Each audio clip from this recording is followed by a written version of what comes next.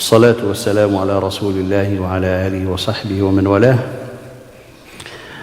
يقول المصنف في هذا الحديث, this hadith that we are studying is hadith number 1501, and this is from Allah subhanahu wa ta'ala bounty and grace upon us to be studying in this masjid, this book. And we have been studying this book just as a reflection on Allah subhanahu wa ta'ala grace and bounty on this group and this masjid and whoever who contribute in it. That we have more than, I think we started this book in 2009 in an older location. But step by step, alhamdulillah, we are at almost the end of the book. Alhamdulillah. And that's what means talabul ilm. Talabul ilm is not to take like 4 years and making talab al-ilm and think that the person becomes like a alim. No, talab al-ilm takes like years. Years. And this is also reminding you about the Safa Islamic Institute in partnership with the university, alhamdulillah, that the 2 classes that we're going to be starting on May the 12th, and the first class is tajweed, from an academic level, to learn from the path of the Shatibiyya and the Jazari, but will be in more academic way to help people really understand all the steps of it. And then those who want to follow with the mutun, they can later be given, inshallah, the opportunity to memorize one of the mutun. One of the projects, after finishing this book, we're going to start the Sharh of al-Shatibi, but it's going to be an academic level, so it's going to be part of the Safa, inshallah. And the second class, which is Al-Aqidah al-Tahawiyya, one of the greatest pieces ever written in the Aqidah, as it compiled in a very constructive way.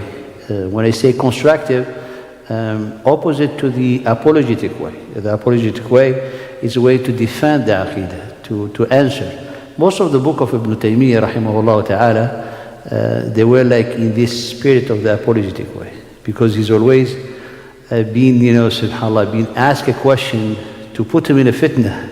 But Allah subhanahu wa ta'ala always guided him to give him the most, outstanding answer in his books. Al-Aqiqah al-Tadmuriyya wal-Wasitiyya, all of it was answering the question. There's the other perspective of the approach, the constructive, which is the build the understanding of the Aqidah from the basis. One of them is al-Tahawi, and the best of the explanation of Ibn Abi al-Izz, because it has been taken by many of those who have some of the crooked in their Aqidah, which is like put a lot of distortion in the Sharh.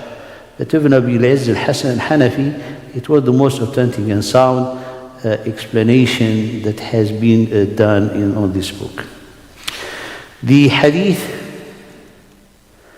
that we have here, قال وعن أنس عن النبي صلى الله عليه وسلم قال والذي نفسي بيده لا يؤمن عبد حتى يحب لجاره أو لأخيه ما يحب لنفسه. This is in the book of As-Silah. By him in whose hand my soul is, a servant of Allah subhanahu wa ta'ala will not be believer till they love for their neighbor what he wishes. He said, till he wishes for his neighbor what he wishes for himself. And in this hadith قال لا يؤمن عبد حتى يحب لجاره أو لأخيه, till he loves for his neighbor or his brother what he loves for himself. So the hadith, the wording of the hadith, al-hubbu, not wishes. When it comes in translation, he said wishes. And it might be in the translation has an explanation or a wisdom why he put wishes. However, the first, the question, لا يؤمن أحدكم, will not be a believer till you love for your neighbor what you love for yourself, or you love for your brother or your sister, or you love for yourself. هنا, according to the scholar, هنا كمال الإيمان. It's like the completion of the iman, not the basis of the iman. So someone, for example, a believer, the foundation of the beliefs is to believe in what Allah subhanahu wa ta'ala told us, أن تؤمن بالله وملائكته وكتبه ورسله لا نفرق بين أحد منهم واليوم الآخر والقضاء خير وشر. These are the pillar of the iman. Where is the love for the neighbor, as you love for yourself? And where is the love of your brother or what you love for your brother, you love for yourself, you love it for your brother, you know. So this is not counted. Here, so it is from Kamalul Iman. From the completion of the Iman. To complete the Iman comes the love of what you love for yourself, you love for your brother, and you love for the jar. Now, many people, they understanding in a perspective of dunyawi thing. When you're talking about the madda, we're talking about materialistic things, that's where people, they have a problem with this hadith. Problem in understanding this hadith.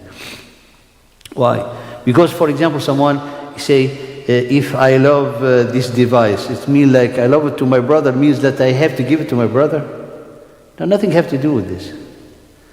So loving for your brother what you love for yourself, it does not mean to share with him what you have. If you have a house and you love the house, it means that you're going to give the house to your brother. Huh? That's not the meaning of the hadith. However, the biggest part of the meaning of the hadith is what you hate for yourself, you hate it for your brother. You hate to be backbite, so do not backbite your brother because you hated that for yourself. So this is part of the completion of the Iman. So if you have love piety for yourself, you love it for your brother. If you love things that is going to help you into your, into your business, into your studies, you like it for your brother. So it comes like the basis of the Iman, the clarity, the purity of the Iman that it does not have. It's like you cleanse the Iman from the envy, you're cleansing from the Iman from the grudge, you're cleansing from the Iman from the riyah. All of that is incorporated in this hadith. So it's not a matter about, having a thing that the love to show, the true love for your neighbor or for your brother, that you're going to share it with him. No, it is in your heart. That's why, what is the difference between al-ghibtatu wal-hasadu? The envy, there's the positive envy, the negative envy. The negative envy, it's you hate for anybody else to have what you have. Or the person who has something that you don't have, you hate that he has it, and you wish that Allah will take it away from him. That's the negative envy. So if you incorporate this hadith, you find it to cleanse that part of the negative envy. So if you see someone that he has something that you do not have, you say, may Allah give me like he has, and may Allah subhanahu wa ta'ala increase in the blessing of what he has. And if you have something, you don't want to have that possession for yourself, you say, when someone says, like he said, yeah, Allah give him better than I have. And that is the completion of the Iman. Because here you are cleansing the heart from all those diseases that comes an obstacle to really cause perversion in the heart. So this is the meaning of the hadith. قال والحديث وقع في لفظ مسلم بالشك في قول لأخيه أو لجاره وقع في البخاري لأخيه بغير شك.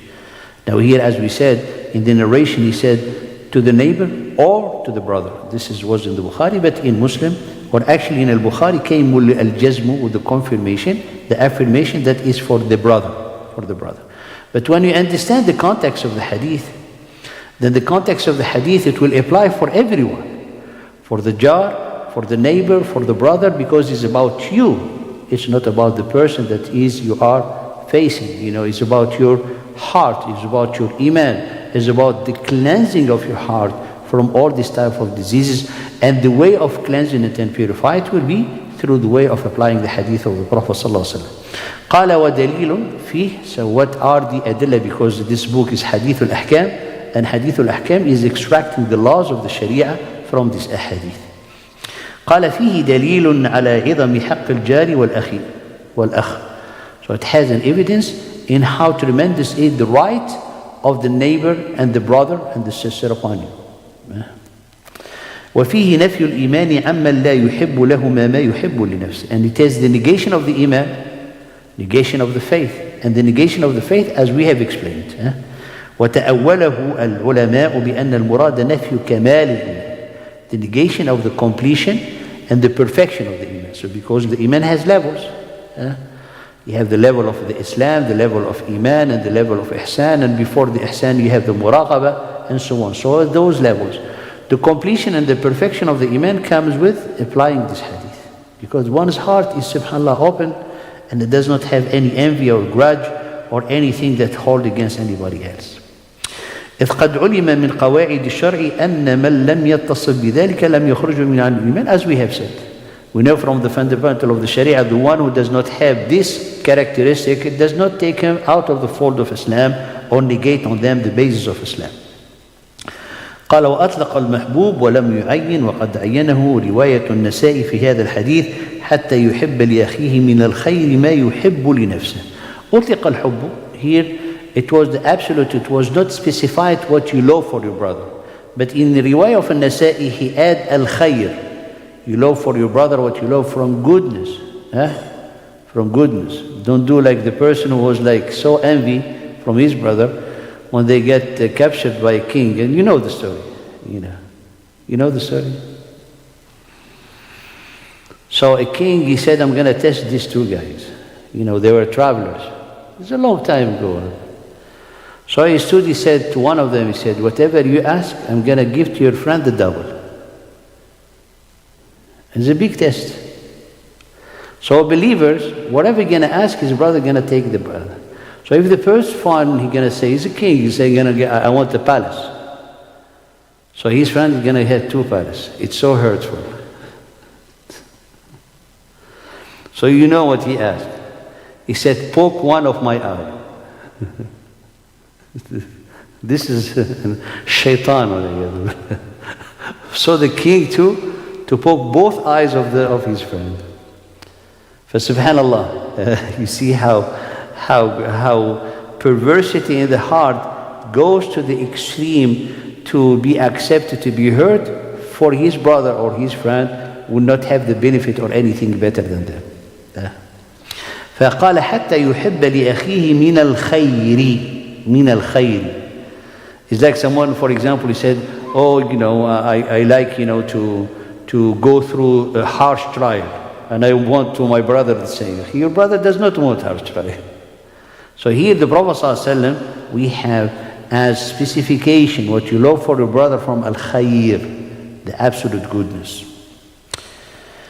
قال العلماء والمراد من الطاعات والأمور المباحة قال ابن الصلاح وهذا قد يعد من الصعب الممتنع وليس كذلك إذ معناه لا يكمل إيمان أحدكم حتى يحب لأخيه في الإسلام ما يحب لنفسه من الخير. So this is not extended to everything from the ta'at and from the things. I mean, you wish for your brother, if Allah subhanahu wa ta'ala bestow upon you the love of the Quran, you make for your brother the dua to love the Quran. And those are pure goodness, But in general, is all the type of goodness, all the type of the goodness without going into a specification. والقيام بذلك يحصل بأن يحب له مثل حصول ذلك من جهة لا يزاحمه فيها بحيث لا تنقص النعمة على أخيه شيئا من النعمة عليه. How this is applied? Is applied like you love for your brother the thing that you have without wishing or thinking that if Allah is going to give him what you have, is going to reduce it from you. No, you want Allah subhanahu wa ta'ala to increase what you have. And then you wish for your brother, that's why he said he wished. And you love for your brother for Allah subhanahu wa ta'ala to give you this, to give him the same or more. Why more? Because that's fadlullah subhanahu wa ta'ala. Because people, they don't wish for anybody else to get more than they have. But in reality, why not? Because if Allah give you more, you might be ungrateful for that more. Then you're going to be punished. And the punishment will Allah subhanahu wa ta'ala take away from you that ni'mah. Because someone, for example, if he can handle, inshallah give you all $1 million, and Allah will give you the power to handle it in His way. If you can handle $1 million, Allah will not give you $1 billion. Why? Because $1 billion, you know that you're going to go corrupt. Your brother can handle $1 billion. So if you say, yeah, Allah give him the way I have, and He give him $1 billion, so what He give him, alhamdulillah, is more. He can handle it, but you cannot handle it. So when you wish for your brother to give him as you have and more, that more Allah subhanahu wa ta'ala, He's the knows who's going to be the more befitting with this more. The more befitting with this more.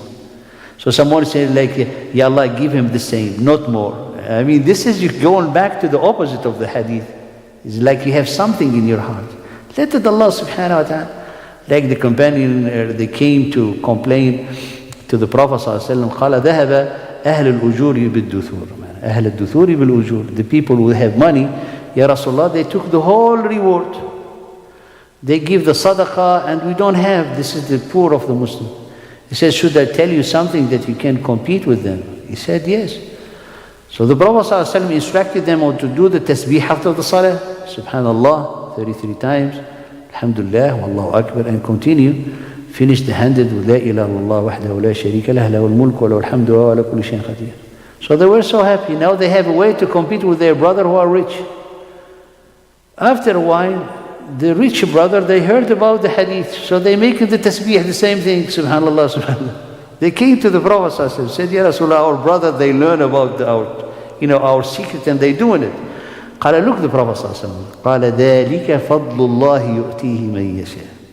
That's Allah's bounties He bestows upon whom He will. And then do not look at the quantity, because one tasbihah, it might, subhanallah, has a result in your heart greater than 1,000 tasbihah of someone else. As one sajda can has an impact on you greater than 1,000 sajda of a person, another person. Look the sajda of Saharat Fir'aun. Took them to paradise and been recited in the Quran to the end of time. One sajda. A few minutes and we stop. قال على أخيه منا وذلك يسهل على القلب السليم وإنما يعسر على القلب الداغل. You see, this action to apply it is very easy for the sound heart. But the heart who has perversity, who has envy, is difficult. Therefore, let's train yourself. If you can stop here, like 2 minutes, to just think of how can you practice this. Because this is the sign to check your heart. You have something you love, and think of a brother of yours. He said, and see, subhanAllah, do I wish for him or the sister, for her, what I love for myself? And see how look into your heart. Look into your heart, how it's moving, how it's reacting, and be the watcher. And by being an outsider watcher, you're going to detect your heart. You're going to detect the inner state of your heart. You're going to find out that you might not like it. Say, why? Why I don't like it? I have a problem then. I have to treat that. Because just loving for your brother what you love for yourself is not going to reduce anything from you. It's not. It's not going to reduce anything. So why you don't love for him? So it's like not loving for your brother, for your love for yourself is pure evil. It does not make sense. It does not, because you have, someone has the house and have the car and has everything, and he said, do you wish to your brother to have the same? You have everything. I'm going to say, why he should have it? He said, you are sick, you have a problem. I said, of course I wish. I wish everybody who can have it. And I wish for them to be grateful to Allah, for Allah to increase them in the blessings that they have. That's what I wish for them. قال وهذه على رواية الأخ ولكن على رواية الجار, when we're talking about the neighbor, so this is more general. How is general? Because the neighbor can be a Muslim, can be a disbeliever, can be a friend, can be an enemy, can be a relative, can be a foreigner, stranger. So how can we manage all these types of neighbors? And how can we love for them what we love for ourselves? This is going to be next time, inshallah. Jazakumullah khairan. And as we said, 20 minutes, inshallah. Wa alaikum assalam wa rahmatullah. Tafadhal.